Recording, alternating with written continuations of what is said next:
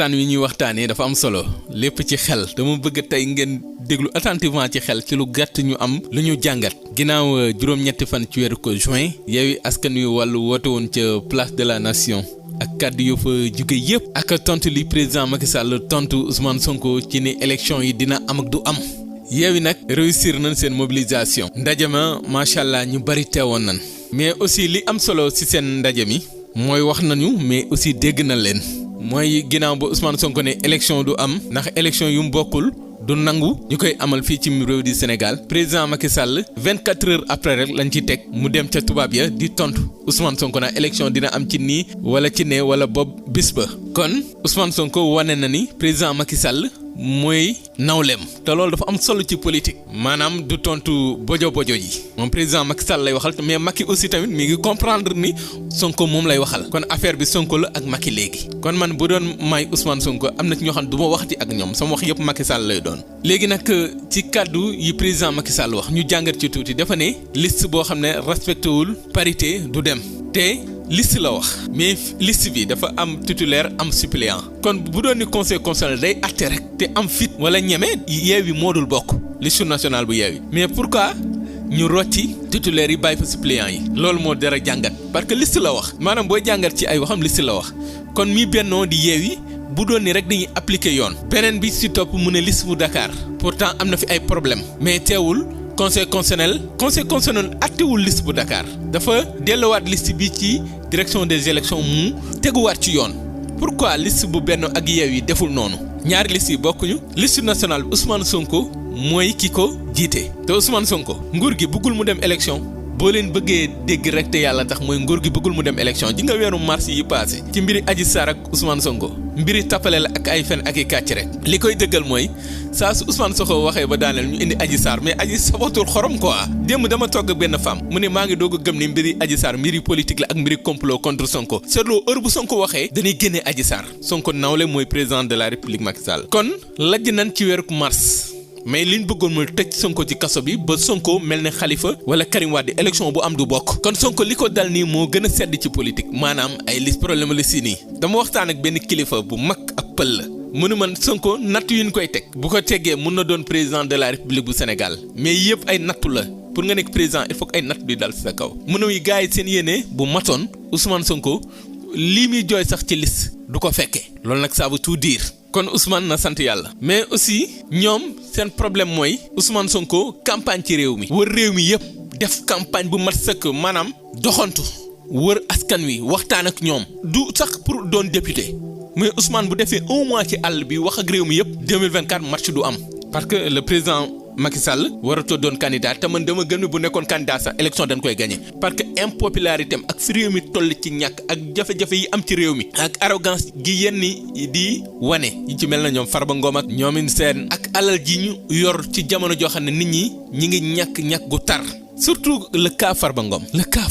keroog moom fu mu jëlee alal ak nan la mën a maanaam fu nit di dugalee loxoom di jël 890 millions foofu ñaata moo fa des ci koppar li sàcc Farba bi jël la ñuy wax mais ñaata moo des parce que daawoo daan nañ fi wax naan dañ fi sàcc 200 et quelques millions kon li nga koy sàcc bari na kon Farba li mu yor sax est-ce que xam na ñaata la yu mel noonu yëpp tax na askan wi wàccu nguur gi te man dama gëm ni lu tax bëgguñu dem élection Ousmane Sonko local yi weesu Ousmane Sonko candidat la woon Ziguinchor mais bi mu duggee Guédiawaye dugg Dakar dugg ci yenn diwaan yi rek da ngay sentir ni benn leader ñëw na presque local yi li may yeewi résultat yi ñu am yu bari jëmi Ousmane Sonko la te pourtant ay local la woon législative Ousmane Sonko war a jiite liste nationale bu yeewi wër réew mi ñu ànd ak waa wàllu foofu gëm naa ni match du fa am loolu nag la ñuy bañ ndax xam nañ fu ñu jëm ñoom fi mu ne nii waxatunu nan la ñuy defee ba daan Ousmane Sonko waaye nan lay def ba duñ jàkkaarloo moom lamb joo xam ne président Macky Sall mi ngi naan 100% lay gagné mais lamb joo xam ne nee nga 100% ngay gagné mais bàyyil Sonko bokk bàyyil liste nationale bu yeewi bokk bu boobaa boo gagné mais tey ji bu doon ni suppléant yi yeewi ñoo dem élection ñoom dong waaye yeewi na léegi nan dem léegi kan mooy jiite liste bi ak ban photo mooy nekk ci bulletin yi maanaam nan wax yoon ci mbiri liste yeewi dama bëgg ñuy wax yoon bu ñu waxu politique parce que constitutionnaliste ak ñi yëngu ci wàllu droit yi ngay dégg yu bari ci réew mi ñoom sax dañoo am problème parce que mësuñu gis lu toll nii conseil constitutionnel mi ko def sax bul leen waxoon ñu expliquer mënuñu ko expliquer kon y a problème dans ces conditions ñu war a dem élection ak nan la liste Yewwi bu dee suppléant son nan la ñuy demee ak kan moo koy jiite ak kan mooy campagne pour ñoom parce que gisoon nañ fii ci jamonoy Abdoulaye Wade bëggoon a dem campagne en tant que président ban defal ko lay takkandeer kon yoon dafa dàqoon loolu ji nga man dama gëm leen mooy 2012 ak tey ji président Macky Sall gañul élection ci Sénégal pour man bu weesoo deuxième tour 2012 président Macky Sall gañul élection Sénégal da ngeen di xool 2014 nan la élection yi demee woon ngeen xool Ndakaaru bi ñu koy mujjee gagné en 2017 nan la élection yi ci Ndakaaru demee woon ñu dem ba ay 3 heures du matin ñu jug ne non ñoom Amadou Ba gagné nañ Diouf Sarr gagné nañ comment nan leen gagné maanaam kenn xamul am na élection yi ñu fi mujjee dem carte d'identité yi matul ñëpp jot ñu woon seen carte ñu bari dañ naan sàcc élection mënatul am mais élection Sénégal avant lañ koy sàcc kenn ko sàcc jour élection dem nañ ba bisu élection fii ci réew du Sénégal ñuy soppi code électoral élection 2019 yi Khalifa bokkul Karim bokkul ñu dem ci élection yoo xam ne kenn xamul lu mu doon baara yëgoo sax am ci parce que après élection yi la Idriss Seck fekk Macky te Idriss Seck lan waxoon moo jël deuxième est-ce que nekkul tey Idriss Seck ci biir élection yi Macky la doon liggéeyal on ne sait pas parce que nee na daan na diggante ak Macky lu bari lii seen diggante bi di mu rog soo dañ ko yàgg a togg élection locale yi ñu weesu nan la demee fu bari Yewwi wàllu ji opposition bi amuñu fa liste parce que ay préfet sous préfet ñoo annulé seeni liste ci loo xam ne ministre de l'intérieur la ñuy jiiñ ñi moom moo nekk ci yooyu depuis qu'il est là le ministre de l'intérieur tey jii ñi ngi dem ci élection député yoo xam ne mais li mës a am ci Sénégal léegi ni na dans ces conditions nañ dem élection ñi naan dëkk bi na am jàmm c'est bien naan Ousmane Sonko bu mu yee fitna bu mu dugg fii bu mu dugg fee mais aussi nan wax dëgg nguur gi na ko defal élection yi jaar yoon ñi war a bokk ñëpp ñan bokk processus bi na jaar yoon ministre de l'intérieur bi warul organiser élection yi la la waat defoon ministre chargé des élections Antoine Diome du fi organiser élection yoo xam ne ñëpp ci ànd Barthélémy Dias keroog wax na ko mais waaye Yewwi topp ñu ko ci mais foofu mu dóor foofu la Antoine Diome fii ak mi ngi organiser élection di ko def ci anam xoolal ba mu fi nekkee ak léegi yàggul mais xoolal locales yi ak législatives liñ fi dund ci élection mus ñu ko dund ci àddina kon il est temps que ñu sérieux léegi nag di daanal ak mbiri Cheikh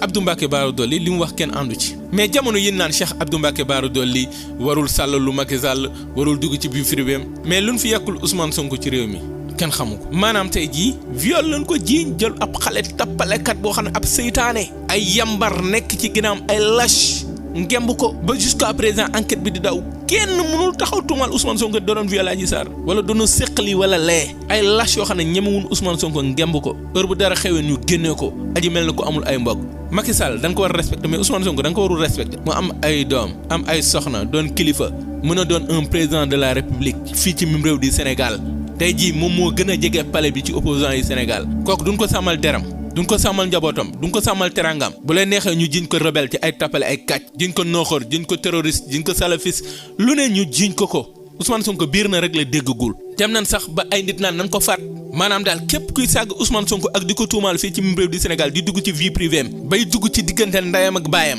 kooku da lay may promotion da lay dooleel président da lay joxal loxo nag kontaan naa sa liggéey mais kon di Cheikh Abdou wax kenn àndu ci mais li ñuy wax Ousmane Sonko nag kenn waru cee ànd nañ jël Ousmane Sonko teg ko ci place u Macky Sall ñu jël Macky Sall teg ko ci place Ousmane Sonko kon réew mi dafa jot ñu dëggu teg réew mi ci yoon jamono ji naan Cheikh